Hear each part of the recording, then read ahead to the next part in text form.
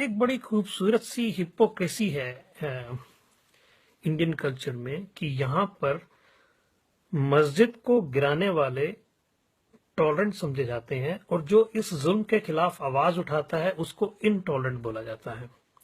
यहाँ चर्चों से घसीट घसीट कर पादरी मारे जाते हैं, चर्चें जलाई जाती हैं। ऐसा करने वाले टॉलरेंट माने जाते हैं और इसके खिलाफ आवाज उठाने वाले इनटॉलरेंट माने जाते हैं। हजारों सिखों को, बेगुनाहों सिखों को सड़कों पे घसीट घसीट के, टायर गले में डाल डाल के जला दिया जाता है। ऐसा करने वाले पावर में लाए जाते हैं, उनको टॉलरेंट बताया जाता है और इसके खिलाफ आवाज उठाने वाले इनटॉलरेंट माने जाते हैं, एक्सट्रीमिस्ट माने जाते हैं। मेरे हिसाब से अगर हिंदुस्तान में टॉलरेंट नाम का दरख्त कहीं जिंदा है तो वो सिर्फ और सिर्फ माइनॉरिटीज के दिलों में जिंदा है, वरना सैफरन टेररिज्म में रूलिंग पार्टीज ने इसको खत्म करने में कोई कसर नहीं छोड़ी थी। गोल्डन टेम्पल श्री दरबार साहिब को तोपों से उड़ा दिया जाता है, पर इसके बदले में किसी भी सिख ने यह नहीं कहा कि हम हिंदुस्तान में मंदिरों को गिराएंगे। उन्होंने अपने कल्चर को, अपनी सोच को खत्म नहीं किया। बाबरी मस्जिद गिराई जाती है, पर किसी मुस्लिम ने यह नहीं कहा कि इसके बदले में हम मंदिर गिराएंगे। चर्चेस गिराई जाती हैं, पर किसी भी क्रिश्चियन ने यह नहीं कहा कि हम मंदिर गिराएंगे।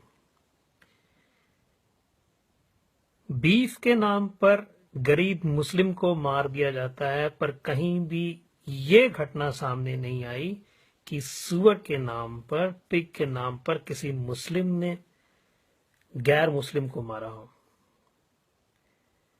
इस मुल्क में कुरानें जला दी जाती हैं, श्री गुरु ग्रंथ साहिब जी की बेद भी की जाती है, उनको जला दिया जाता है, पर किसी भी सिख, किसी भी मुस्लिम ने यह नहीं कहा कि बदले में हम गीता जलाएंगे, कुरान जलाएंगे या वेद को जलाएंगे। पर इसे ही हिपोक्रेसी कहते हैं कि इस मुल्क में खून का बदला खून से लेंगे, ये कहने वाले अमिताभ बच्चन को महानायक का खिताब दिया जाता है और देश में बढ़ती हुई इनटॉलरेंस के ऊपर अपनी सोच को सामने रखने वाले नायक आमिर खान को खलनायक बना दिया जाता है। जब तक हम इस हिपोक्रेसी से बाहर नहीं आएंगे तब तक हम ये नहीं कह सकेंगे कि हिंदुस्तान तरक्की की राह पर है। सिर्फ चंद इंडस्ट्रीज लगा देने से अगर तरक्की हो जाती तो ऐसे तमाम मुल्क हैं जहां पर काफी तरक्की हो चुकी है, वो हिंदुस्तान से कहीं आगे हैं।